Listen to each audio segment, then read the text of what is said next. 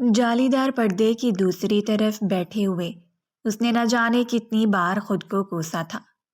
اسے یہاں آنا ہی نہیں چاہیے تھا۔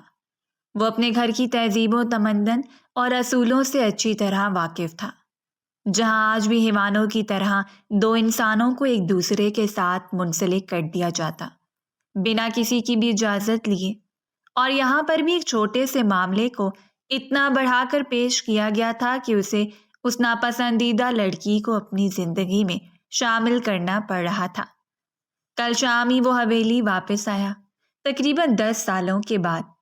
ابھی تو اس کے دل میں موجود بدگمانی کے بادل چھٹے ہی نہیں تھے کہ اس کے دل پر بدگمانی کی ایک موٹی تہ دوبارہ چڑھا دی گئی۔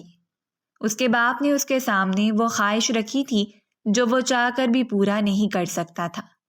اس نے سینہ تانتے ہوئے باپ کے سامنے ہی انکار کر دیا۔ میں مر جاؤں گا لیکن آپ کے رسولوں کو نہیں مانوں گا۔ آپ جانتے ہیں کہ میں ایک آزاد پنچھی ہوں اور اپنی زندگی کو بہترین طریقے سے جی سکتا ہوں۔ وہ ضد پر اٹک گیا، جبکہ وہ پشت پر ہاتھ باندھے اپنے ضدی اور ہٹ درم بیٹے کو دیکھ رہے تھے جو انہی کا خون تھا۔ میں بھی دیکھتا ہوں کہ تم کیسے یہ بات نہیں مانتے۔ تم کروڑوں کی جائیداد سے آگ ہو کر یہ شان عزت کہاں سے حاصل کرو گے؟ یہ ناز نخرے، یہ رکھ رکھاؤ، یہ خوبصورت شاہانہ انداز کہاں سے آئے گا برخودار؟ وہ طنز کرنے سے باز نہیں آئے اور اس کا چہرہ شدت جذبات سے سرخ ہو گیا۔ آپ یہ بھی کر کے دیکھ لیجئے تاکہ آپ کو یقین ہو جائے کہ میں آپ کی دولت کے بغیر بھی زندگی گزار سکتا ہوں۔ وہ کمرے سے باہر نکل آیا اور باہری دروازے کی اوٹ میں چھپی ہوئی مورے جلدی سے اس کی جانب بڑھی تھی۔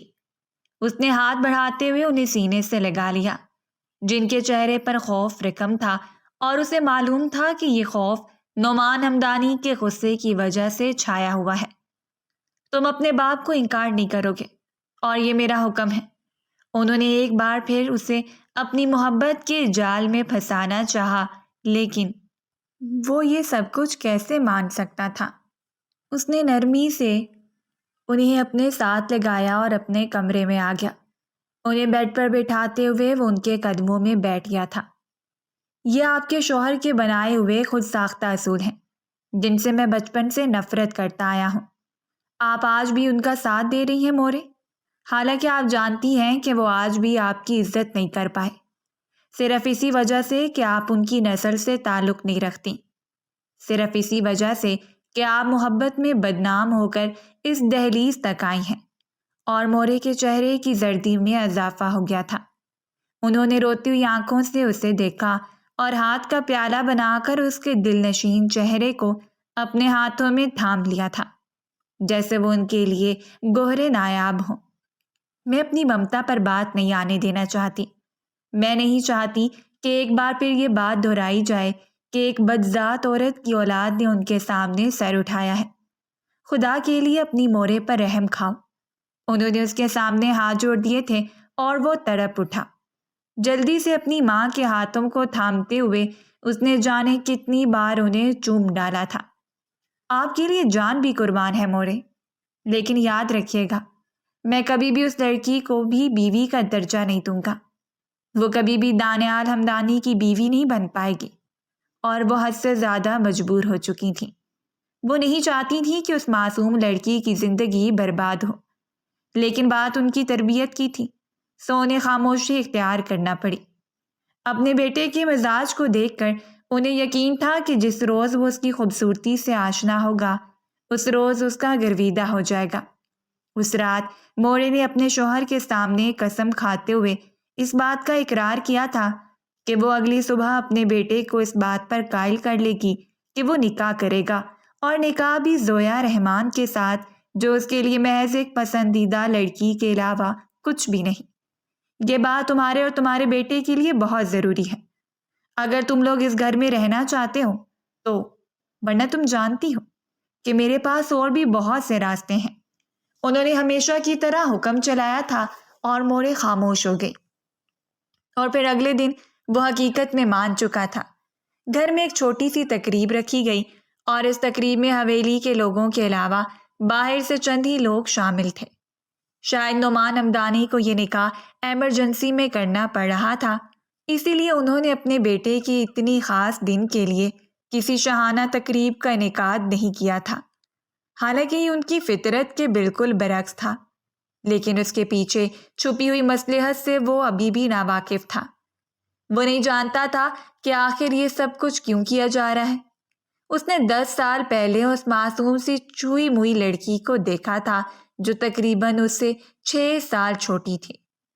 وہ جانتا تھا کہ حویلی میں تعلیم کا نظام رائج نہیں ہے۔ یہاں سے جانے کے بعد بھی اسے اندازہ تھا کہ یہاں کے اصولوں میں کوئی فرق نہیں آیا ہوگا، چاہے زمانہ کتنا ہی ماڈرن ہو جائے۔ اس کے باپ دادا کے اصول ہمیشہ ایک جگہ پر قائم رہے ہیں۔ اسے مسئلہ اس بات سے تھا کہ وہ لڑکی انکار کر سکتی تھی، وہ بتا سکتی تھی کہ ان دونوں کے معیار میں زمین آسمان کا فرق ہے، لیکن شاید اس نے بھی خود غرضی کا مظاہرہ کرتے ہوئے اپنے لیے ایک ایسے شخص کا انتخاب کر لیا جو بالکل پرفیکٹ تھا۔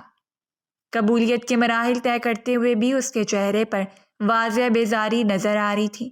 اس نے پلٹ کر بھی اس لڑکی کی جانب نہیں دیکھا تھا، اور نہ ہی اس کی آمد سے اس کے دل کی دھڑکنوں میں کوئی انتشار پیدا ہوا تھا۔ حالانکہ یہ اس کی زندگی کا سب سے خوبصورت دن تھا، لیکن اس وقت اس کا دل چاہ رہا تھا کہ وہ کھو جائے، کاش وہ واپس ہی نہ آتا۔ لیکن اس کے باپ نے ایموشنل بلیک میلنگ کا سہارا کرتے ہوئے ایک بار پھر موڑے کو استعمال کیا تھا اور اسے واپس آنا پڑا، اور یہاں آنے کے بعد جو مصیبت اس کے گلے میں ڈال دی گئی تھی وہ اس مصیبت سے بے خبر تھا۔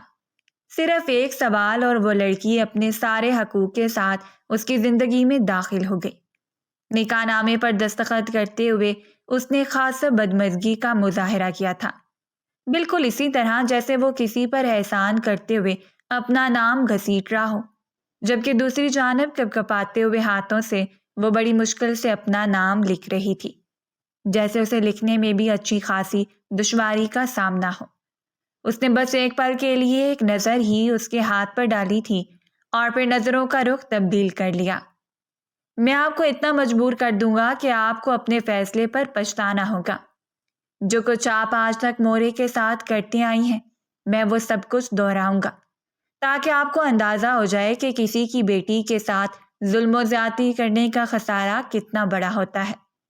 نکاح ہو چکا ہے اور جلد ہی رخصتی کی تقریب اتنی شاندار ہوگی کہ پورے علاقے کو اچھی طرح علم ہو جائے گا کہ نعمان ہمدانی کے صاحبزادے کی شادی ہوئی ہے۔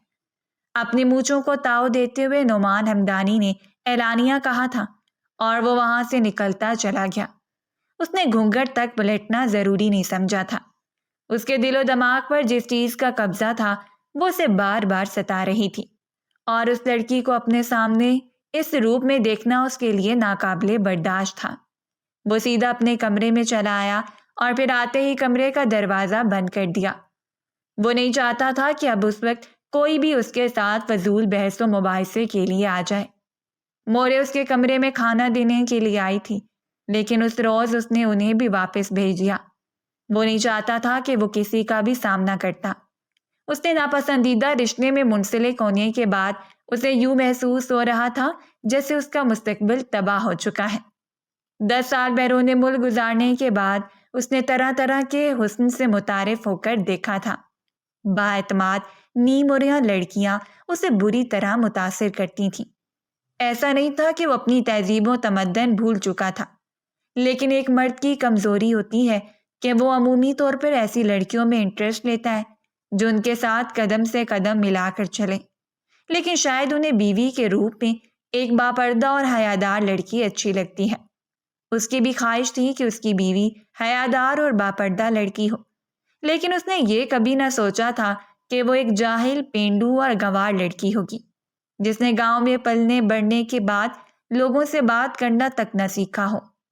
اس نے ابھی تک زویا کی شکل تک نہیں دیکھی تھی۔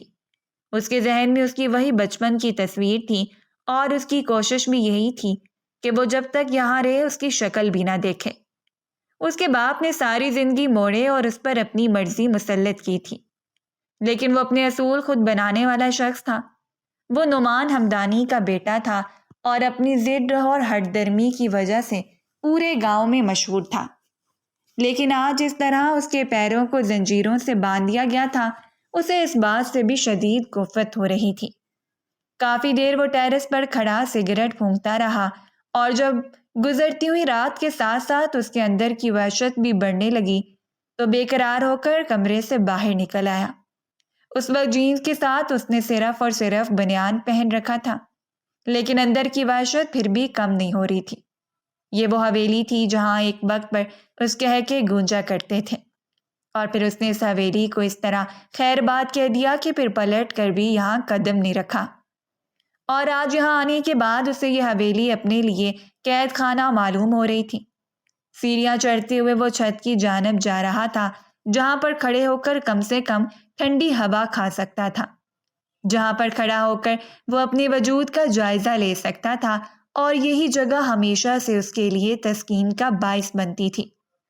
جب بھی وہ باپ سے بے تحاشا ڈانٹ کھاتا تو ناراض ہو کر ہی اسی کونے میں چلا آتا، اور اس وقت بھی اس کا رخ چھت کی جانب تھا۔ حویلی میں ملازم ابھی تک جاگ رہے تھے، شاید کمروں کے اندر حویلی کے مکین بھی جاگ رہے ہوں، لیکن اسے کسی کے ساتھ بھی کوئی لگاؤ نہیں تھا۔ کافی دیر وہ چھت پر ٹہلتا رہا، سگریٹ ابھی بھی اس کے ہاتھ میں سلگ رہا تھا، جیسے اس نے بجھنے ہی نہیں دیا ہو۔ ایک پر ایک سگریٹ لگاتے ہوئے وہ اپنے اندر کی وحشت کو کم کر رہا تھا، جب آزیب کی ہلکی ہلکی کھنک نے اسے پلٹنے پر مجبور کر دیا۔ کوئی سیڑھیاں چڑھتا ہوا اوپر کی جانب آ رہا تھا۔ وہ ہلکی سی بدمزگی کا شکار ہوا۔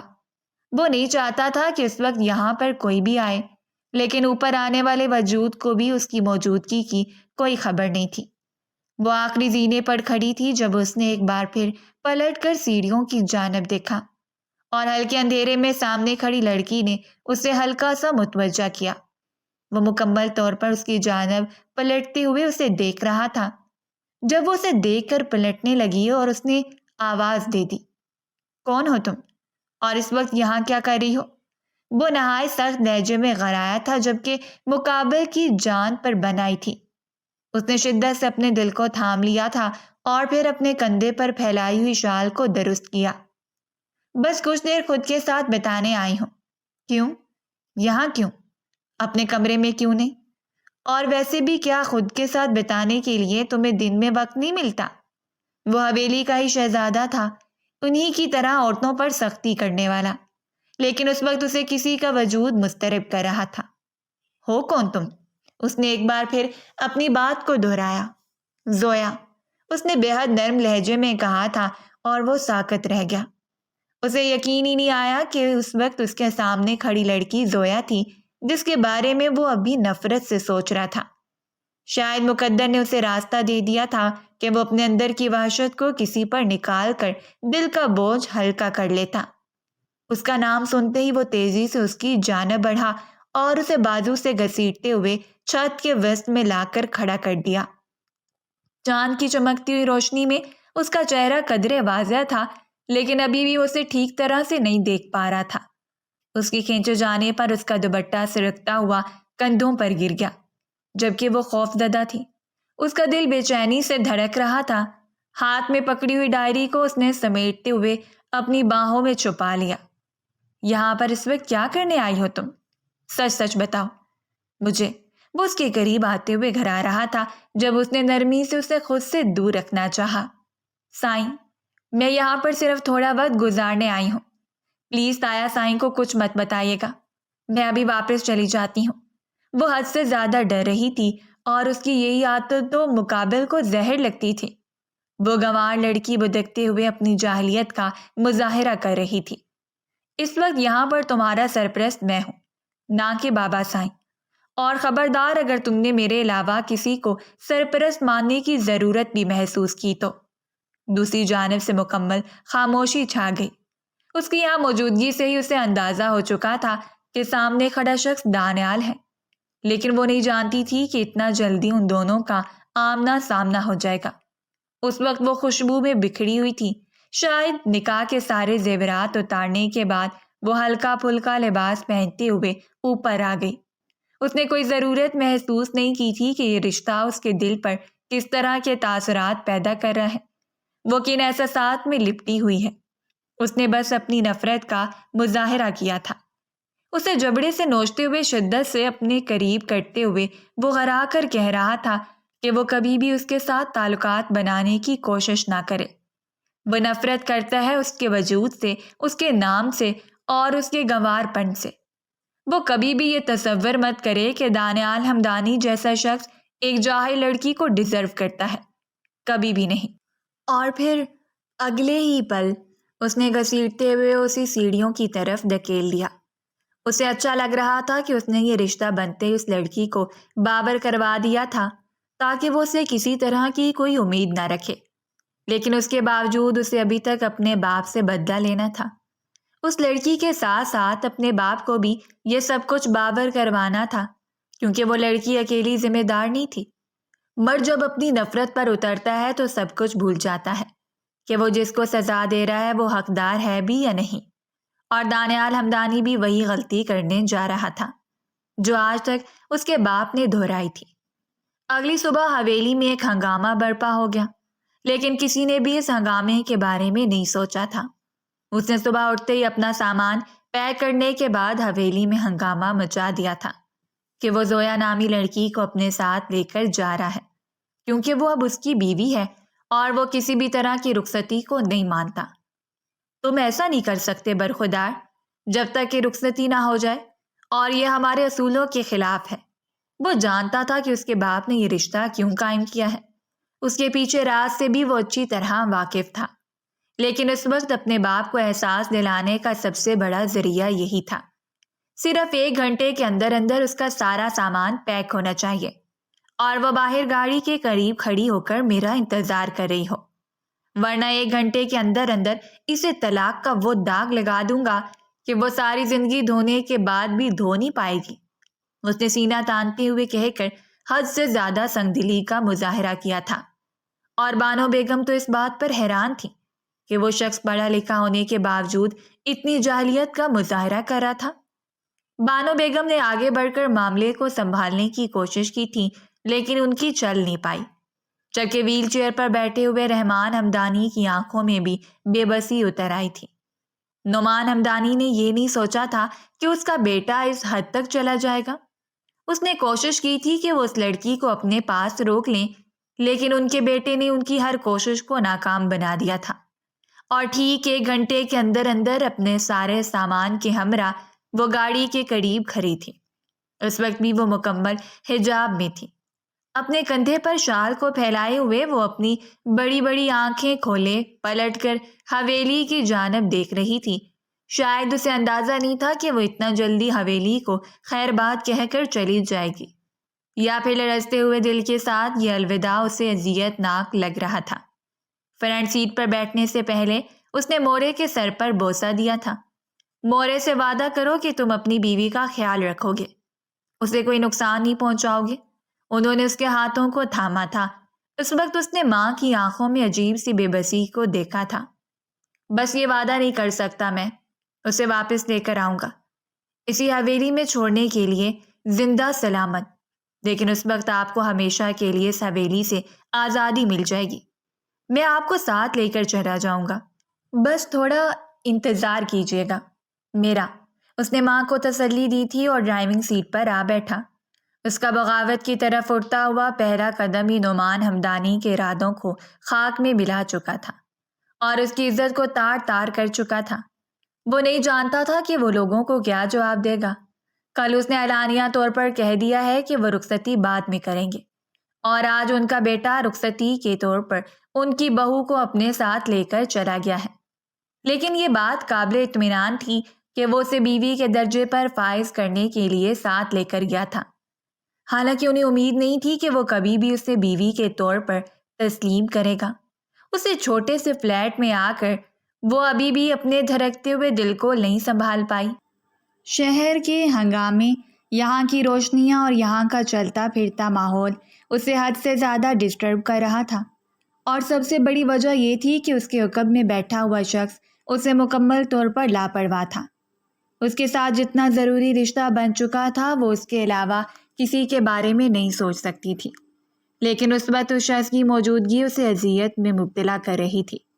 وہ نہیں جانتی تھی کہ وہ اس کے ساتھ کیسا سلوک کرے گا، جبکہ دوسری جانب ان گہری سوچ میں ڈوبے ہوئے دانیال نے سوچ لیا تھا کہ وہ ایک عرصہ اپنے باپ کے پیسوں سے، اس کی دولت سے الگ رہ کر اسے یقین دلائے گا کہ دانیال ہمدانی کس چیز کا نام ہے۔ اس وقت وہ جس فلیٹ میں آیا تھا وہ اس کے دوست کا فلیٹ تھا، لیکن اس نے پختہ ارادہ کر لیا تھا کہ وہ جلد ہی اس فلیٹ کی قیمت ادا کرنے کے بعد اسے اپنا بنا لے گا۔ اس کے دوست نے ساری تیاری کر لی تھی۔ دروازے پر اسے اتارنے کے بعد وہ خود بھی اتر آیا۔ سامان اندر رکھتے ہی ایک ملازمہ ان کی جانب بڑھی تھی اور سلام کیا، جبکہ دانیال نے بہت نرمی سے جواب دیا تھا، کمرہ تیار ہے صاحب، لائیے میں آپ کا سامان اندر منتقل کر دیتی ہوں۔ صبا نامی ملازمہ شدت سے ان کی منتظر تھی۔ یہ سامان کمرے میں رکھوا دو، جبکہ اس لڑکی کا سامان گیسٹ روم میں رکھوا دو۔ اس نے حیرت سے پلٹ کر دیکھا تھا، لیکن وہ صبا سے مخاطب تھا۔ صبا نے اس کو سارا سامان گیسٹ روم میں شفٹ کروا دیا۔ شاید اس نے گیسٹ روم کی صفائی نہیں کی تھی۔ ڈسٹ اور بکھرے ہوئے سامان نے اس کا استقبال کیا۔ وہ شرمندہ سی دہلیز میں کھڑی تھی۔ معذرت کرتی ہوں بی بی جی، مجھے اندازہ نہیں تھا کہ آپ… وہ شاید بات کو جاری رکھنا چاہتی تھی، لیکن اس نے سب کو جانے کا اشارہ کر دیا اور وہ خاموشی سے پلٹ گئی۔ اور اس روز کے بعد اس کے لیے ایک نئے قید خانے کا آغاز ہوا تھا۔ اس شخص نے ایک بار بھی پلٹ کر نہیں پوچھا تھا کہ وہ کس حال میں ہے، اس قید خانے میں خوش بھی ہے یا مطمئن۔ بس اس نے صبا کو یہ آرڈر دے رکھا تھا کہ جب تک وہ گھر میں ہو گیسٹ روم کا دروازہ بند ہو، اور جب وہ گھر سے چلا جائے اس وقت دروازہ کھولا جائے۔ اسے آرڈر دیا گیا تھا کہ وہ گھر میں کال کر کے بتا دے کہ کوئی بھی اسے کسی قسم کا رابطہ نہ رکھے، کیونکہ وہ یہاں کسی سے کوئی رابطہ نہیں رکھنا چاہتی۔ ہاں، اگر کوئی اس کا حال احوال جاننا چاہتا ہے تو اس کے شوہر سے رابطہ کر سکتا ہے، اور اسے اس بات کا یقین تھا کہ حویلی کے مکینوں کو اپنی عزت حد سے زیادہ عزیز ہے۔ وہ عزت پر کبھی بھی کمپرومائز نہیں کر سکتے، چاہے پھر اس معصوم سی بے ضرر لڑکی کی جان ہی کیوں نہ نکل جائے۔ اپنی سیونگ سے اس نے ایک ہلکے پھلکے سے کام کا آغاز کیا۔ شیرازی اس کا بہترین دوست تھا اور پاکستان میں ہمیشہ سے اس کے لیے ایکسپورٹڈ ہینڈ تھا۔ شیرازی کے باپ کا اچھا خاصا بزنس تھا اور اب وہ اپنے باپ کا سارا بزنس سنبھال رہا تھا۔ شیرازی نے اسے آفر کی تھی، لیکن اس کی آفر کو ٹھکراتے ہوئے وہ کچھ اپنے بلبوتے پر کرنا چاہتا تھا، اور وجہ تھی خاندانی ضد اور جنون۔ شیرازی کے ساتھ بیٹھا دیر تک بات چیت کرتا رہا اور بات چیت کے دوران اس نے نکاح کا بھی تذکرہ کر دیا۔ شیرازی حیرت سے اسے دیکھتا رہا۔ تم نے اس لڑکی سے نکاح کیا ہے تو اس کے ساتھ زندگی کی شروعات کر لو، میرے خیال میں یہی تمہارے حق میں بہتر ہے۔ نہیں، یہ میرے حق میں بہتر نہیں ہے، اور نہ ہی میں اس قسم کی کوئی لڑکی ڈیزرو کرتا ہوں جسے یہ تک معلوم نہ ہو کہ 4 لوگوں کے درمیان بیٹھ کر کھانا کیسے کھایا جاتا ہے۔ شیرازی حیرت زدہ تھا۔ اسے یقین ہی آیا کہ وہ اس طرح کی سوچ کا مالک ہوگا۔ تم اپنے جنون میں آ کر ایک ایسی زندگی کو برباد کر رہے ہو جو تم سے منسلک ہے۔ اور وہ اچھا خاصا شیرازی پر بھڑک اٹھا۔ اگر تمہیں اس کی اتنی ہی پرواہ ہے تو خود اس سے نکاح کر لو۔ میں اسے ابھی طلاق دوں کہ وہ اس کی بیوی ہے؟ اپنی بیوی کے لیے ایسے الفاظ استعمال کرتا ہوا دیکھ کر شیرازی نے لبوں پر قفل لگا لیا۔ اس رات ایک بار پھر وہ حد سے زیادہ ڈسٹرب تھا، اتنا کہ وہ بے مقصد ہی گاڑی سڑکوں پر دوڑاتا رہا۔ بچپن سے آج تک اس نے مورے کے ساتھ زیادتیوں کو دیکھا تھا، اور مورے، جن کا اصل نام درجانہ تھا، پٹھان فیملی سے تعلق رکھتی تھی۔ اس کے والد کی پھپھو کی بیٹی زہرا بیگم یزدان ہمدانی کی اکلوتی بیٹی تھیں۔ 3 بیٹوں کے بعد چھوٹی بیٹی کی پیدائش نے انہیں اچھا خاصا خوش اور مطمئن کر دیا۔ ان کی فیملی کمپلیٹ تھی۔ انہوں نے ہمیشہ زہرا بیگم کو ہر فیصلے میں مقدم رکھا اور ہمیشہ اس کی رائے کو جاننے کی کوشش کرتے رہے، لیکن بدقسمتی سے زہرا بیگم نے وہ راستہ اختیار کیا جو کبھی بھی قابل برداشت نہیں تھا، اور ان کے ایک اٹھائے ہوئے غلط قدم نے اس کے باپ کی عزت کی بنیادوں کو ہلا کر رکھ دیا۔ وہ ایک پٹھان فیملی سے بلانگ کرنے والے لڑکے کو پسند کرنے لگی، اور پسندیدگی اتنی بڑی کہ وہ اس لڑکے کے بغیر سانس تک نہیں لے سکتی تھی۔ وہ لڑکا اور کوئی نہیں ان کے گھر میں محض ایک معمولی سا ملازم تھا جو کچھ عرصے سے یزدان ہمدانی کے گھر نوکری کی غرض سے آیا، اور وہیں ان دونوں نے ایک دوسرے کو بے پناہ پسند کر لیا۔ وہ سوچ بھی نہیں سکتے تھے کہ ان کی بیٹی اتنا غلط قدم اٹھائے گی۔ وہ چاند کی 14ویں رات تھی، جس رات اس چھوٹے سے باغیچے میں یزدان ہمدانی نے خود اپنی آنکھوں سے اپنی بیٹی کو اس پٹھان شخص کی باہوں میں دیکھا تھا۔ وہ آگ بگولا ہو چکے تھے۔ انہوں نے بری طرح دلدار خان نامی شخص کو مارا اور اگلے ہی دن اسے یہاں سے نکال دیا تھا۔ ساتھ میں یہ دھمکی بھی دے ڈالی تھی کہ اگر آج کے بعد وہ ان گلیوں اور راہوں میں نظر آیا تو وہ اسے نیست و نابود کر دیں گے، اس کا نام و نشان مٹا دیں گے۔ لیکن دلدار خان اپنی دھن کا پکا تھا۔ اس نے محبت کی تھی اور زہرا بیگم کے ساتھ نبھانے کی قسمیں کھائی ہوئی تھیں۔ 1 مہینے کے اندر اندر ہی وہ صحت یاب ہو کر واپس آ گیا، اور اس دوران زہرا کا باپ اسے مسلسل قائل کرنے کی کوشش کر رہا تھا کہ وہ اپنے چچا زاد سے نکاح کر لے، لیکن وہ اپنی ضد پر اٹکی ہوئی تھی۔ اس نے بیجا ضد تو نہیں دکھائی تھی، لیکن وہ اس بات کا مکمل یقین رکھتی تھی کہ دلدار خان واپس آئے گا، اور یہی ہوا۔ اس رات وہ ہمت کرتے ہوئے اس کے کمرے کی کھڑکی کو پھلانگتے ہوئے کمرے میں داخل ہو گیا، اور اسے اپنے کمرے میں دیکھ کر زہرا اس کے سینے سے جا لگی۔ اس رات انہوں نے وہ قدم اٹھایا جو اٹھائے جانے کے قابل نہیں تھا۔ زہرا نے حویلی کی دہلیز کو پار کر لیا اور دلدار خان کے ساتھ بھاگ گئی۔ یزدان ہمدانی اگر چاہتے تو اپنی بیٹی کو پاتال سے بھی نکال کر ڈال سکتے تھے، لیکن عزت کے مارے انہوں نے گہری خاموشی اختیار کر لی، اور محض 1.5 سال کے بعد ہی دلدار خان کی اچانک موت کے بعد جب ان کے خاندان والوں نے زہرا بیگم کو ٹھکرا دیا تو وہ بیٹی کے ہمراہ ایک بار پھر اسی دہلیز پر پلٹ آئیں، جس دہلیز کے متعلق انہیں اندازہ نہیں تھا کہ کوئی انہیں قبول بھی کرے گا یا نہیں۔ یزدان ہمدانی کے بیٹوں نے اس بات کو بنیاد بنانا چاہا، لیکن انہوں نے خاموشی اختیار کر لی اور اپنی بیٹی کو وہ گڑگڑاتا ہوا نہیں دیکھ پائے تھے، اور ان کی رحم دلی ہی ان کے لیے وبال جان ثابت ہوئی۔ انہوں نے معاف کر دیا اسے، لیکن اس کے بعد وہ بیمار رہنے لگی تھی، اور کچھ عرصے کے بعد اسے کینسر تشخیص ہوا۔ اس حویلی میں ہونے کے بعد اس کی عزت اور اہمیت بالکل ختم ہو گئی تھی۔ وہ زہرا جبین سے ہٹ کر حویلی کی ایک معمولی ملازمہ بن گئی، جو دن بھر کام کرتی اور بدلے میں اپنی بیٹی کا پیٹ پالتی تھی۔ کسی کو بھی علم کوئی مطلب نہیں تھا کہ وہ یہاں کی بیٹی ہے۔ سب لوگ اسے ایسے ٹریٹ کرتے تھے جیسے وہ ایک خادمہ ہے، اور وہ خود بھی اپنی حیثیت کو بہت اچھی طرح پہچانتی تھی۔ کچھ ہی عرصے کے بعد اسے کینسر تشخیص ہوا، جو اس کے لیے جان لیوا ثابت ہوا، اور وہ اپنی بیٹی درجانہ کو ان کے حوالے کر کے ہمیشہ کے لیے آنکھیں موند گئی۔ اس کی موت اور اس کی زندگی سے جڑی ہوئی کہانی ایک ایسا صدمہ تھا جس نے حویلی کی بنیادوں کو ہلا کر رکھ دیا، اور اگلی آنے والی نسل میں بیٹیوں پر خاصی پابندی لگا دی گئی، جبکہ بیٹوں کو بھی چند اصولوں کے درمیان پابند رکھا گیا تاکہ کوئی بھی اولاد غلط قدم اٹھانے کے بعد اپنے والدین کی عزت کو مٹی میں نہ ملائے۔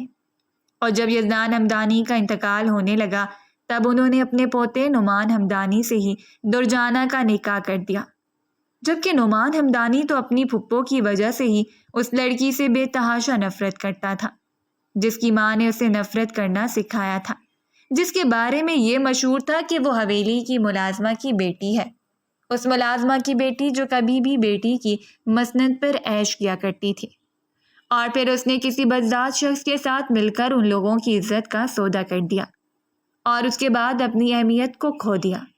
اس دن کے بعد نعمان ہمدانی نے درجانہ پر وہ ستم ڈھائے جو بیان کرنے کے قابل نہیں تھے۔ اللہ نے چند سالوں کے بعد انہیں دانیال سے نوازا اور ان کی زندگی مکمل ہو گئی۔ وہ ہمیشہ ماں کی طرح صبر و شکر سے کام کرتی رہی، جبکہ دوسری طرف ان کے دوسرے بھائی رحمان ہمدانی کی شادی بانو بیگم سے ہوئی۔ یہ شادی بھی ان کی مرضی کی بنا پر کی گئی تھی، لیکن حادثاتی طور پر ایک ہی بیٹی کی پیدائش کے بعد رحمان ہمدانی کا جسم فالج کے اٹیک کی وجہ سے مفلوج ہو کر رہ گیا، اور یہ ایسا سانحہ تھا جس کے بارے میں کسی نے بھی نہیں سوچا تھا۔ بانو بیگم رحمان ہمدانی کو پسند بھی کرتی تھی، اور ویسے بھی ان کی دولت اتنی تھی کہ انہوں نے کبھی باہر جھانکنے کی ضرورت ہی محسوس نہیں کی، اور اپنی زندگی کو رحمان کے گرداب میں پھنسا کر ہی گزارنے کا فیصلہ کر لیا۔ ان کی جان زویا میں بستی تھی۔ اس رات اس قید خانے سے تنگ آ کر وہ چلتے ہوئے اس کی دہلیز پر آئی تھی۔ صرف اپنے حق کی بھیک مانگنے کے لیے، صرف اس شخص سے مدد مانگنے کے لیے کہ وہ اسے اپنی دنیا میں نہ صحیح لیکن باہر کی دنیا سے متعارف ہونے دے۔ وہ اس کے دروازے پر آئی اور دروازے پر ہلکی سی دستک دی، جبکہ اندر سے کوئی جواب نہیں آیا تھا۔ اس نے آہستگی سے دروازے کو کھول دیا اور اندر جھانکا۔ پانی گرنے کی آوازوں سے اسے اندازہ ہو گیا کہ وہ اس وقت واش روم میں تھا۔ وہ کچھ دیر صوفے پر ٹک گئی۔ اس کا انتظار کرنے کے لیے اس وقت وہ سمپل بلیک کلر کی شارٹ شرٹ اور ٹراؤزر میں ملبوس تھی۔ اس کا نکھرا نکھرا حسن اتنا دل آویز لگ رہا تھا کہ کوئی بھی اس بھوری آنکھوں والی لڑکی پر دل ہار جاتا، لیکن مقابل اسے اپنے کمرے میں دیکھ کر ہی اچھا خاصا دھاڑا تھا۔ اٹھو یہاں سے، یہاں کیا کر رہی ہو تم؟ اس نے آگے بڑھتے ہوئے اسے جھنجھوڑ کر کھڑا کر دیا تھا، جبکہ اس کے ہاتھ کو سختی سے جھٹکتے ہوئے وہ بھی غصے میں آ گئی۔ آخر کوئی کتنا برداشت کر سکتا ہے؟ آج وہ اس کے سامنے اس کے مد مقابل آ کر کھڑی ہو گئی تھی۔ میں آپ سے اپنے حق کی بھیک مانگنے آئی ہوں۔ میں آپ سے اجازت لینے آئی ہوں کہ مجھے اس قید خانے سے باہر نکلنے دیں، ورنہ میں پاگل ہو جاؤں گی، میرا دم گھٹ جائے گا۔ اس کی بری آنکھوں کے کنارے بھیگے ہوئے تھے اور ایک پل کے لیے اس نے شدت سے اس کی گہری آنکھوں میں دیکھا۔ اسے اندیشہ ہوا تھا کہ اگر وہ مسلسل اس کی آنکھوں میں دیکھتا رہا تو ہو سکتا ہے کہ اپنا کنٹرول کھو دے۔ اس کا دل حد سے زیادہ دھڑک اٹھا تھا۔ اس نے آج تک جتنی بھی خوبصورت لڑکیوں کو دیکھا تھا، اس لڑکی کا حسن ان پر سبقت لے جاتا تھا۔ یعنی تم یہ چاہتی ہو کہ میں تمہیں یہاں سے باہر نکلنے دوں تاکہ پھر تمہیں ڈھونڈنے کے لیے سڑکوں پر مارا مارا پھرتا رہوں؟ جانتی بھی ہو کہ یہاں کے نظام کتنے سخت ہوتے ہیں؟ کیا تمہیں اندازہ ہے کہ یہاں تمہارے گوار پن سے زیادہ سلیقہ مندی کی ضرورت ہے؟ وہ دھاڑ رہا تھا اور وہ اچھی طرح جانتی تھی کہ صبا اس کی باتوں پر ضرور متوجہ ہوگی۔ ایک ملازم کے سامنے اس لہجے میں اسے بات کرتا ہوا دیکھ کر اسے حقیقت میں دکھ ہوا تھا۔ چلا کر بات کرنا بند کریں دانیال ہمدانی۔ میرے باپ نے کبھی اس لہجے میں مجھ سے بات نہیں کی اور نہ ہی میں اس لہجے کی عادی ہوں۔ پھر نہ جانے اس نے کیوں بہادری کا مظاہرہ کیا تھا۔ جب مقابل نے اسے سختی سے جبڑے سے دبوچ لیا، اسے اپنا جبڑا ٹوٹتا ہوا محسوس ہوا۔ اس کی زلفوں میں ہاتھ ڈالتے ہوئے اس کے سر کو اپنے سامنے لا کر اس کی آنکھوں میں دیکھ کر غرا رہا تھا۔ خبردار اگر میرے سامنے یہ زبان کھولنے کی ضرورت بھی محسوس کی تو میں اسے کاٹ کر کتوں کے سامنے ڈال دوں گا۔ تو میرے سر پر مسلط ہونے والا وہ بوجھ ہو جس نے مجھے پاگل بنا دیا ہے۔ تم نے اور تمہارے چچا نے مل کر وہ ہتھ کنڈا استعمال کیا ہے جس سے وہ مجھے قید کر لیں گے، لیکن میں اس قید میں آنے والا نہیں ہوں۔ میں تمہیں ناکو چنے چبوا دوں گا تاکہ یہاں سے فرار حاصل کرنے کے بعد تم بتاتی پھرو کہ دانیال ہمدانی کی زندگی میں دخل اندازی کا انجام کیا ہوتا ہے۔ اس کی باتوں کے زہر کو محسوس کرتے ہوئے وہ شدت سے رو پڑی تھی۔ اسے اندازہ ہی نہیں ہوا تھا کہ وہ شخص اس حد تک اسے نفرت کر سکتا ہے۔ کیا میں اس نفرت کی وجہ جان سکتی ہوں؟ وہ درد سے سسکتے ہوئے اس بار نرم لہجے میں بولی تھی۔ میں تم سے نفرت کرتا ہوں صرف اس لیے کہ تم میرے قابل نہیں ہو۔ کیا تم نے کبھی خود کو آئینے میں دیکھا ہے؟ وہ اسے گھسیٹتے ہوئے آئینے کے سامنے لے کر گیا۔ دیکھو، شکل و صورت کے علاوہ تمہارے پاس ہے ہی کیا؟ نہ تعلیم، نہ سلیقہ، نہ معیار اور نہ ہی اعتماد۔ مجھے دیکھو، کیا تمہیں مجھے دیکھ کر اندازہ نہیں ہوتا کہ تمہاری اوقات کیا ہے، تمہاری حیثیت کیا ہے؟ اگر تمہاری زندگی میں بالکل تمہارے جیسا کوئی جاہل شخص داخل ہوتا تو یقیناً تمہارے حسن کو دیکھ کر پتھرا جاتا، یقیناً اس کا دل تمہاری طرف اتنی شدت سے مائل ہوتا کہ وہ گلیوں میں تمہارے گن گاتا پھرتا۔ لیکن مجھے دیکھو، اس نے اس کی کمر میں ہاتھ ڈالتے ہوئے اسے اپنی جانب پلٹ دیا تھا۔ مجھے غور سے دیکھو، تمہارے سامنے کھڑا ہوا شخص دانیال ہمدانی ہے، جس پر یہ آنسو، یہ معصومیت، یہ حسن اثر نہیں کرتا۔ میں حقیقت میں جینے والا انسان ہوں۔ اتنا غرور تو آپ کو برباد کر دے گا دانیال ہمدانی۔ میں برباد ہو جاؤں یا فنا، ڈونٹ وری، لیکن اتنا یاد رکھنا کہ میں کبھی بھی تمہارے حسن کی طرف مائل نہیں ہو سکتا۔ میں کبھی بھی اس بوجھ کے تلے دب کر زندگی نہیں گزار سکتا کہ تم میرے نام سے منسوب ہو۔ آج نہیں تو کل تمہیں اس نام سے چھٹکارا مل جائے گا۔ خود کو جتنا محدود رکھو گی اتنا ہی کم اذیت میں مبتلا رہو گی، ورنہ میں تمہیں ذلیل و خوار کرنے کے بعد اتنا مجبور کر دوں گا کہ تم میری وحشت سے پناہ مانگنے لگو۔ وہ ہرگز وہ شخص نہیں تھا جس شخص کو وہ جانتی تھی، جس دانیال ہمدانی سے وہ متعارف تھی۔ وہ تو کہیں دور جا سویا تھا۔ یہ تو ایک ظالم اور جابر شخص تھا جس کے سامنے رشتے کوئی حیثیت نہیں رکھتے تھے۔ یہ وہ شخص تھا جو بنے بنائے رشتوں کو بگاڑنے کا کام کرتا تھا، جس کے سامنے سچ بھی اپنا منہ چھپاتے ہوئے جھوٹ کی شکل اختیار کر لیتا۔ اس روز وہ ہمت کرتے اس کے سامنے کہہ آئی تھی کہ جب تک وہ اس کے نام سے منسلک ہے وہ اپنا ہر حق ادا کرے گی۔ وہ اس گھر میں رہتے ہوئے خود کو کبھی قید خانے میں کٹتا ہوا نہیں دیکھ سکتی۔ وہ ایک جیتی جاگتی انسان ہے، حیثیت رکھتی ہے، اور کبھی بھی اپنے لیے وہ فیصلہ نہیں ہونے دے گی جو فیصلہ اسے ناقابل برداشت لگے۔ اس کا گھر والوں سے کوئی رابطہ نہیں تھا۔ اس روز کے بعد اس نے دانیال ہمدانی کی ساری ذمہ داری اٹھا لی۔ وہ ایک بار کوشش کرنا چاہتی تھی اس شخص کے لیے جس شخص کے نام سے منسوب ہو کر اس نے ایک عمر گزاری تھی، جس کے نرم سے جذبات اپنے دل میں سمیٹنے کے بعد وہ اسے چاہنے لگی تھی، اور جس کی خوبصورت پرسنالٹی کو دیکھ کر وہ اس کی جانب مائل ہوئی تھی۔ وہ چاہتی تھی کہ وہ اپنی سلیقہ مندی سے اسے احساس دلائے کہ وہ قابل محبت ہے۔ جتنا وہ اس کے قریب آنے کی کوشش کر رہی تھی، دانیال نے اتنی ہی اس کے ساتھ ضد باندھ لی تھی۔ وہ اسے ہمیشہ خود سے دور رکھتا، اسے صبا کے سامنے ذلیل کرتے ہوئے دھتکار دیتا، اس کے بنائے ہوئے کھانوں کو فرش پر انڈیل دیتا۔ وہ اکثر صبا کو حکم دیتا تھا کہ جب وہ گھر آئے تو گیسٹ روم کا دروازہ بند کر دیا جائے، اور تب تک اسے باہر نکلنے کی اجازت نہ دی جائے جب تک کہ دانیال ہمدانی گھر ہے۔ اس روز اس کی غیر موجودگی میں شیرازی اس کے گھر آیا۔ اس کی سلیقہ مندی کو دیکھ کر اچھا خاصا مروب ہوا تھا۔ بھابھی، میں جانتا ہوں کہ آپ کی اور دانیال کی رشتے کی حقیقت کیا ہے۔ میں دانی کو سمجھانے کی مکمل کوشش کر رہا ہوں۔ میں جانتا ہوں کہ وہ صرف ضد میں اٹکا ہوا ہے۔ وہ صرف آپ سے مورے کے بدلے لے رہا ہے۔ وہ صرف اپنے باپ سے انتقام لینا چاہتا ہے۔ میں جانتا ہوں کہ ایک دن ایسا آئے گا جب وہ اپنی ہر نفرت سے دستبردار ہونے کے بعد آپ کو اپنا لے گا۔ اور وہ سر جھکائے شیرازی کے سامنے بیٹھی رہی۔ وہ اتنے بااعتماد طریقے سے بیٹھی تھی کہ شیرازی اسے آنکھ بھر کر دیکھتا رہا اور پھر سر جھکا دیا۔ وہ کہیں سے بھی جاہل، گنوار یا ان پڑھ نہیں لگ رہی تھی۔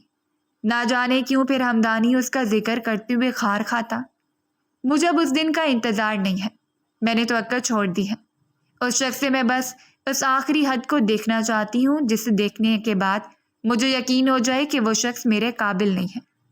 ابھی بھی میرے دل میں ایک کسک سی اٹھتی ہے کہ ہو سکتا ہے وہ میرے قابل ہو سکتا ہے کہ وہ سدھر جائے، ہو سکتا ہے کہ وہ پلٹ آئے، لیکن میں اس آخری حد کے بعد اپنے دل سے اس کسک کو ختم کر لینا چاہتی ہوں۔ اس روز شیرازی چلا گیا۔ اس نے شیرازی کو خود منع کیا تھا کہ وہ اس ملاقات کے متعلق دانیال کو کچھ بھی مت بتائے، اور شیرازی جیسا سلجھا ہوا شخص اس معاملے کی نوعیت کو اچھی طرح جانتا تھا۔ وہ 3 ماہ کسی قیامت سے کم نہیں تھے جو اس نے اس گھر میں گزارے تھے۔ ہر دن ایسا تھا جیسے دوزخ میں جلتی ہو، ہر رات ایسی تھی جیسے انگاروں پر سلگتی ہو۔ اس شخص نے اس کی زندگی میں اتنے کانٹے بھر دیے تھے کہ وہ بااعتماد لڑکی اپنا اعتماد کھونے لگی تھی۔ وہ ذہنی اذیت میں مبتلا ہونے لگی تھی۔ وہ اس حد سے زیادہ ٹارچر کرتا صرف اس لیے کہ وہ اس کے قابل نہیں ہے۔ شاید وقت نے اسے ایک بار پھر نعمان ہمدانی بنا دیا تھا، یا شاید اس سے بھی بدتر، لیکن اس بات کا اسے اندازہ نہیں ہو رہا تھا۔ اس رات اس نے اسے حکم دیا کہ وہ اپنا سامان پیک کرے، کیونکہ اگلے 2 مہینوں کے لیے وہ بیرون ملک جا رہا ہے، اور وہ واپس حویلی۔ اس روز اس کی خوشی کا کوئی ٹھکانہ نہیں تھا۔ آخر اسے اس قید خانے سے چھٹکارا مل ہی گیا۔ اس رات وہ اس گیسٹ روم میں آیا تھا، لیکن جس طرح خمار آلود طریقے سے اسے چھوتے ہوئے وہ اسے اپنے کمرے میں لے کر گیا، زویا کے دل کی دھڑکنوں میں انتشار پھیلنے لگا تھا۔ وہ کبھی بھی نہیں سوچ سکتی تھی کہ یوں اپنے حق کا مظاہرہ کرے گا، وہ بھی اس رات، اور آج سے پہلے کسی رات بھی اس نے اس طرح کا کوئی ارادہ نہیں باندھا تھا۔ اس رات وہ اس کے قریب چلا آیا۔ وہ ہلکا سا جھک کر اس کے کان میں سرگوشی کر رہا تھا۔ تم مجھے عزیز نہیں ہو، اور نہ ہی کبھی میرے قریب رہ سکتی ہو۔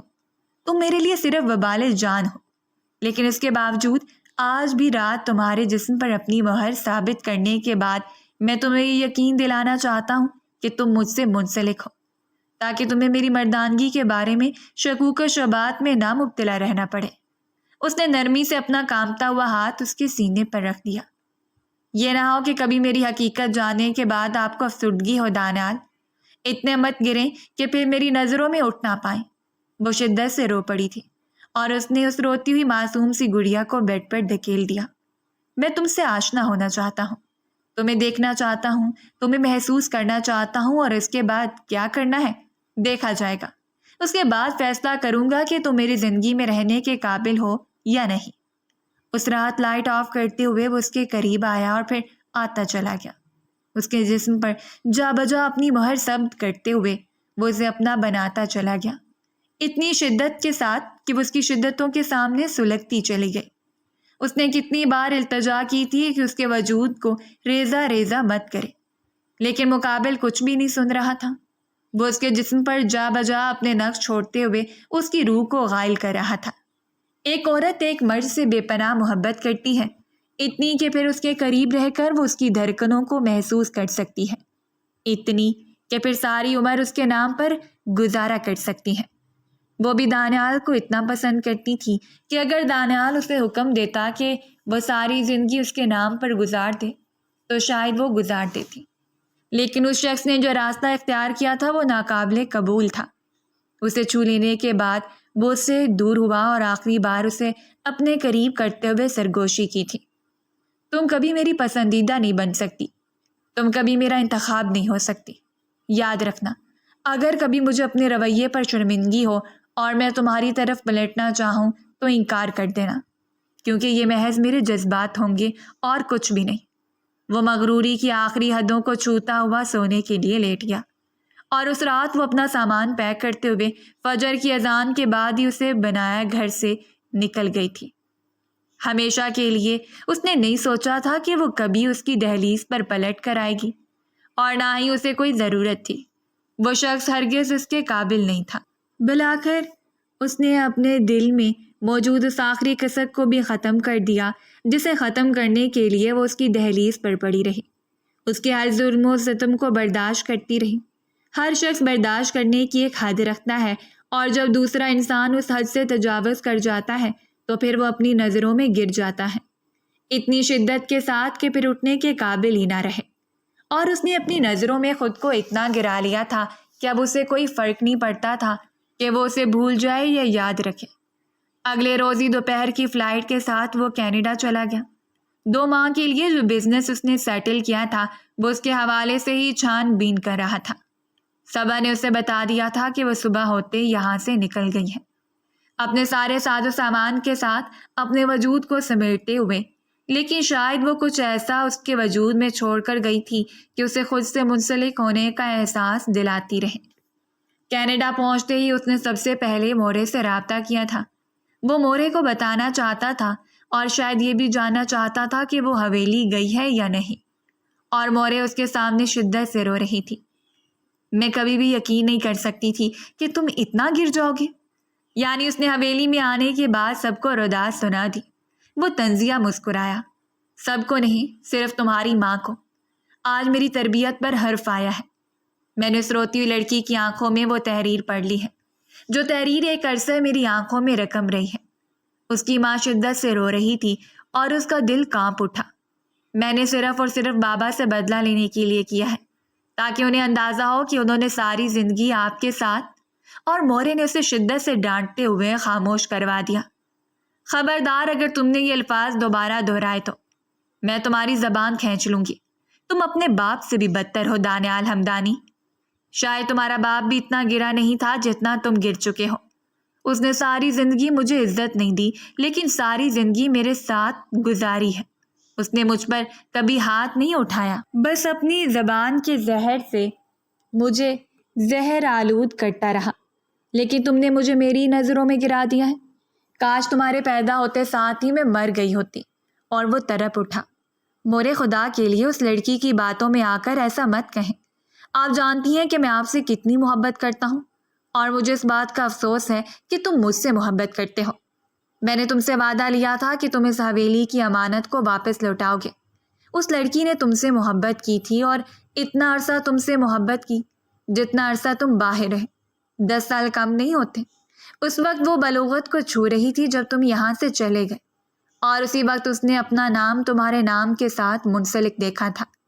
بانو بیگم اسے اپنے بھانجے کے ساتھ بیانا چاہتی تھیں، لیکن وہ اپنی ضد پر قائم تھی، اس ضد پر کہ وہ تمہاری ہی دلہن بنے گی، اور تم نے اسے کیا جٹ دیا؟ مورے، اگر میں ایسا نہ کرتا تو بابا کبھی بھی یہ درد نہ جان پاتے، اور اس لڑکی نے سب کچھ اپنے سینے میں سمیٹ لیا ہے۔ اس نے کسی کو نہیں بتایا سوائے میرے، اور میں نے بھی اصرار کے بعد اسے سب کچھ چگلوایا ہے، کیونکہ شاید میں اس اذیت سے گزروں جو کہ جس اذیت سے وہ گزر رہی ہے۔ مورے کی باتوں میں درد تھا۔ وہ دیر تک ان کے سامنے روتی رہی اور وہ قابل رحم نظروں سے انہیں دیکھتا رہا۔ اس کے دل میں ابھی بھی کوئی نرم گوشہ نہیں تھا، وہ بس ایک کشش محسوس کر رہا تھا کہ وہ ایک عرصہ اس کے ساتھ رہی اور اس کے نام کے ساتھ منسلک رہی۔ پرانی کہاوت ہے کہ اگر محبت نہ بھی ہو تو اپنے نام کے ساتھ منسلک شخص کے ساتھ ایک کشش پیدا ہو جاتی ہے، ایک ربط پیدا ہو جاتا ہے، اور ہم چاہنے کے باوجود اس ربط کو توڑ نہیں پاتے، اور شاید اس کے ساتھ بھی ایسا ہو رہا تھا۔ وہ اپنے وقت کو اس پر نچھاور کر دیتی تھی، وہ اس کی اذیت ناک جملوں پر مسکراتے ہوئے نظریں جھکا لیتی تھی۔ اس نے کوشش کی تھی کہ وہ اس سے رابطہ کرے اور اس کے حال احوال کو جاننے کی کوشش کرے۔ یہ معلوم کرنے کے لیے اسے تجسس ہو رہا تھا کہ اس رات کی ملاقات کے بعد وہ اس کے حوالے سے کیسے جذبات رکھتی ہے۔ کیا وہ آج بھی اس کے سامنے ویسا ہی بیہیو کرے گی جیسا اس وقت کیا کرتی تھی؟ اس رات میں اس کے ذہن میں عجیب سے نقش چھوڑ دیے تھے۔ اس کے جسم کی نرمی، اس کی خوبصورتی اور اس کی باتوں کا اثر اسے آہستہ آہستہ زائل اپنی جانب مائل کرنے کی کوشش کر رہا تھا، لیکن سر جھٹکتے ہوئے وہ خود کو کام کرنے میں مصروف کرنے کی کوشش کر رہا تھا۔ یہاں پر رہتے ہوئے اس نے یوتھ بزنس انکیوبیٹر کی بنیاد رکھی تھی، جن کی برانچ پاکستان میں بھی موجود تھی۔ وہ اسے بزنس کو بڑھاتے ہوئے یونیورسٹی کے طلباء و طالبات کو شامل کرنا چاہتا تھا، خصوصی طور پر وہ لوگ جو بزنس کی فیلڈ میں گہری دلچسپی رکھتے ہیں۔ 2 ماہ تک مسلسل یہاں قائم کام کرتے ہوئے اس نے خاصی محنت کی تھی، اور اس روز کی مورے کے ساتھ بات چیت کے بعد وہ ایک بار پھر حویلی کے مکینوں سے لاتعلق ہو گیا۔ اس کے باپ نے اس کے ساتھ رابطہ کرنے کی کوشش کی تھی، لیکن ہمیشہ کی طرح اس نے نظر انداز کر دیا۔ وہ کسی کے ساتھ کوئی رابطہ نہیں رکھنا چاہتا تھا۔ شرازی ابھی بھی اس کے ساتھ تھا۔ اس روز اس کی پاکستان واپس آمد تھی۔ وہ سیدھا اپنے فلیٹ پر آیا اور اندر داخل ہوتے ہی ایک انجان سی کشش نے اسے اپنے گھیرے میں لے لیا۔ اسے یوں محسوس ہوا تھا جیسے آج بھی وہ اس کے ساتھ ہے۔ اس کے قدم نہ جانے کیوں رک سے گئے۔ اس نے پلٹ کر دیکھا اور پھر سر جھٹکتے ہوئے کمرے میں چلا گیا۔ اس رات اس نے شہرازی سے ایک لمبی میٹنگ کے سب کچھ پلان کے مطابق ہو رہا تھا، اور اس میں ہمیں بہت فائدہ بھی ہو رہا ہے، لیکن پرسوں 12 بجے تمہاری میٹنگ اس شہر کی سب سے بڑی یونیورسٹی کی اکنامکس لیکچرار سے ہے۔ مجھے امید ہے کہ ہماری یہ میٹنگ کامیاب ہو جائے گی، اور اس کے بعد تمہارے اس خواب کو کوئی نہیں روک سکتا۔ اس نے آگے بڑھتے ہوئے شہرازی کو گلے لگا لیا۔ اگر تم نہ ہوتے تو شاید میں کچھ بھی نہیں کر پاتا۔ میرا سب سے بڑا خواب ہے اپنے پیروں پر کھڑا ہونا اور اس بزنس کی بنیاد رکھنا۔ اسے پروان چڑھتے ہوئے دیکھنا، اس کی آنکھیں چمک رہی تھیں اور شہرازی اسے دیکھتا رہا۔ کاش تم زندگی کے ہر پہلو میں اسی طرح گرمجوشی کا مظاہرہ کرتے۔ اور اس نے سر جھکا لیا۔ میں اس وقت اس سلسلے میں کوئی بات نہیں کرنا چاہتا۔ اس رات بھی وہ دیر تک اس کے بارے میں سوچتا رہا اور پھر سر جھٹکتے ہوئے سونے کے لیے لیٹ گیا۔ کچھ چیزیں ایسی ہی ہوتی ہیں دل زندگی میں فراموش کرنا پڑتا ہے، جن کی اہمیت کے بارے میں ہمیں اندازہ نہیں ہوتا اور ہم انہیں بے معنی اور بے مطلب سمجھنے لگ جاتے ہیں، لیکن جب وہ اپنے اصلی روپ کے ساتھ ہمارے سامنے وارد ہوتی ہیں تب ہمارے پاس پچھتاوے کے علاوہ کچھ نہیں ہوتا۔ اس روز وہ صبح صبح ہی تیار ہو گیا۔ وہ حد سے زیادہ ایکسائٹڈ تھا، اسے ہر حال میں کامیابی حاصل کرنی تھی۔ یہ میٹنگ یونیورسٹی کے اندر ہی تھی۔ شاندار گاڑی میں آنے کے بعد اپنی شاندار پرسنالٹی کے ساتھ وہ ہمیشہ کی طرح ہر منظر پر چھایا ہوا تھا۔ وہ کافی دیر انتظار کرتا رہا، جب دروازہ کھلا اور کوئی خاصی عجلت میں گھڑی کی جانب دیکھتے ہوئے اندر داخل ہوا تھا۔ وہ جلدی سے اٹھتے ہوئے پلٹا اور ایک پل کے لیے سارا جہاں ساکت ہو گیا۔ وہ ارد گرد کا ماحول، اس کا دل اور شاید دھڑکن بھی، اس نے سانسوں کو بھی روک لیا اور یکٹک آنے والے وجود کو دیکھ رہا تھا جو اسے دیکھنے کے بعد ایک پل کے لیے رکا اور پھر اپنے چہرے پر وہی تاثرات قائم کر لیے جو اندر داخل ہوتے وقت اس کے چہرے پر موجود تھے۔ I am so sorry mister Hamdani, آپ کو انتظار کرنا پڑا۔ وہ اس کے سامنے اپنی شاندار اور پروقار پرسنالٹی کے ساتھ موجود تھی۔ اس نے ہمیشہ کی طرح شال کو کندھوں پر پھیلا رکھا تھا، جبکہ دانیال ہمدانی کی زبان اس کا ساتھ چھوڑی تھی۔ کیا یہاں میں کوئی خواب دیکھ رہا ہوں؟ اس نے نرمی سے میز پر جھکتے ہوئے دہرایا تھا۔ آپ پلیز تشریف رکھیں ہمدانی صاحب۔ اور ہمدانی تو اپنے آنے کے مقصد کے ساتھ ساتھ اپنی باتوں کو بھی فراموش کر چکا تھا۔ کہنے سننے کو کچھ نہیں تھا۔ اس راز جو حقیقت اس کے سامنے کھلی وہ سن کر حیران رہ گیا۔ وہ شہر کی سب سے بڑی یونیورسٹی کی اکنامکس لیکچرار تھی، جسے اپنے شعبے میں اتنی عزت اور گرفت حاصل تھی کہ شہر میں وہ ایک جانی پہچانی حیثیت رکھتی تھی۔ اور اس شخص کے ہاتھوں میں آ کر وہ کس قدر بے مول ہو گئی۔ اس کی زندگی سے جانے کے بعد وہ کتنے دن ٹوٹی پھوٹی حالت کا شکار رہی۔ اور پھر اس روز اس نے خود سے کہا تھا اسے درجانہ بننا ہے، یا زویا رحمان۔ اور پھر وہ اٹھ کھڑی ہوئی، اپنے ارادوں کو ایک بار پھر مضبوط کرتے ہوئے، اس یقین کے ساتھ جو یقین اس کی پہچان تھا۔ اور آج ایک بار پھر وہ اسی عہدے پر فائز ہو کر اپنے قدموں کو مضبوطی سے جمائے ہوئے تھی۔ سامنے کھڑے شخص سے پروفیشنل انداز ہی نہیں اپنایا جا رہا تھا اور جلد ہی ایکسکیوز کرتے ہوئے باہر نکل گیا۔ اس کا دم گھٹنے لگا تھا۔ دل کی عجیب حالت تھی۔ رہ رہ کر عجیب سے خیالات اس کے ذہن کی سکرین پر نمودار ہو رہے تھے۔ اس نے فوراً سے پہلے شیرازی کا نمبر ڈائل کر دیا۔ کیا یہ اس کے ساتھ اتنا بڑا مذاق ہو رہا تھا یا فطرت اسے مکافات سے متعارف کروانے پر تلی ہوئی تھی؟ شیرازی نے اسے سننے کے بعد کال منقطع کر دی اور اگلے ہی دن میں حویلی پہنچ گیا۔ حویلی جانے کے بعد اس نے سب سے پہلے زویا سے ملاقات کی تھی، لیکن زویا نے اس سے ملاقات کرنے سے انکار کر دیا۔ وہ کافی دن بے چینی کا شکار رہا۔ وہ لڑکی اس کے سامنے تک نہیں آتی تھی، اگر سامنے آ بھی جاتی تو اسے نظر انداز کر دیتی۔ جبکہ دوسری طرف رحمان صاحب نے خود اسے کہا تھا کہ زویا اسے علیحدگی چاہتی ہے۔ وہ میری بیوی اور میری مرضی کے علاوہ کچھ نہیں چاہے گی، جو میں چاہوں گا وہی چاہے گی، وہ شدت سے کہتے ہوئے پلٹا جب وہ سیڑھیوں سے اترتی ہوئی دکھائی دی۔ یہ میری زندگی ہے مسٹر ہمدانی، اور اسے میں اپنے مطابق ہی گزاروں گی۔ میں نے آپ سے کہا تھا کہ میں اس آخری حد کو دیکھنا چاہتی ہوں جس حد پر جانے کے بعد آپ انسانیت کے درجے سے گر جائیں گے، اور میری نظروں میں اتنا گر چکے ہیں کہ شاید دوبارہ اٹھنے کے لیے آپ کو مرنا پڑے۔ میں موت کو بھی گلے لگا دوں گا، لیکن تمہیں نہیں چھوڑ سکتا۔ وہ اس کے سامنے ڈٹ گیا۔ لیکن اس روز اس نے جو فیصلہ کیا تھا وہ بالکل ٹھیک تھا۔ اس نے 2 بار اسے ملاقات کرتے ہوئے گر گرا کر اسے کہا تھا کہ وہ اس کی زندگی میں واپس آ جائے۔ اس کی ماں دل سے چاہتی تھی کہ وہ اس کی بہو کے درجے پر فائز رہے، لیکن اس لڑکی نے وہ ضد اختیار کی کہ اس نے آخری وقت تک اپنی ضد کو نہیں چھوڑا تھا۔ وہ شخص سب کو جیتنے کے بعد ہار گیا تھا۔ وہ اگر چاہتی تو اس سے پہلے ہی اپنی حیثیت کے متعلق بتا دیتی۔ وہ اسے بتا دیتی کہ جس سے جاہل اور گنوار سمجھتے ہوئے وہ اتنی نفرت کا مظاہرہ کرتا ہے وہ ہرگز جاہل نہیں ہے۔ لیکن وہ نہیں چاہتی تھی حاصل کردہ مقام کے متعلق بتانے کے بعد وہ مقام حاصل کرے جس کی وہ حقدار ہے۔ اسے بھیک میں مانگی ہوئی چیزوں کی کوئی ضرورت نہیں تھی۔ طلاق کے کاغذات تیار تھے۔ اس نے جتنا ہٹ درمی کا مظاہرہ کیا تھا وہ اتنا ہی سب کے سامنے ڈٹ کر کھڑی ہو گئی اور للکار کر کہا تھا کہ وہ اس شخص کے ساتھ ایک پل بھی نہیں رہ سکتی۔ کسی کو بھی اصل معاملے کا علم نہیں تھا، اصل معاملہ وہ جانتے تھے۔ اس نے دوبارہ بات کرنے کو دہرانا ضروری نہیں سمجھا تھا۔ جو گزر گیا سو گزر گیا۔ اس روز طلاق نامے پر دستخط کرتے ہوئے نہ جانے کی اس کی آنکھیں بھیگنے لگی تھیں۔ اس نے سب کچھ پانے کے بعد کھو دیا۔ کبھی کبھی مکافات ہمیں اتنا جلدی اپنی اہمیت کا احساس دلواتا ہے کہ ہمارے پاس کہنے سننے کو کچھ باقی نہیں رہتا، اور شاید اس کے ساتھ بھی ایسا ہی ہوا تھا۔ اسے اپنی حیثیت کا اندازہ بہت اچھے طریقے سے ہو چکا تھا۔ اگر وہ چاہتی تو اس شخص کے ساتھ دوبارہ اپنی زندگی کی شروعات کر سکتی تھی، لیکن ایک عورت کی ضد نفس کا بھی اس بات کی اجازت نہیں دیتی کہ وہ ایک ایسے شخص کا دوبارہ انتخاب کرے جس شخص نے اسے اپنی ہی نظروں میں گرانے کی کوئی کسر نہ چھوڑی ہو۔ اور وہ دانیال ہمدانی انہی لوگوں میں سے تھا جو عورت کو پاؤں کی جوتی تصور کرتے ہیں، نہ کہ سر کا تاج۔ اور یہ ایک ایسا معاملہ تھا جس کا افسوس دانیال ہمدانی کو شاید ساری زندگی رہتا ہے۔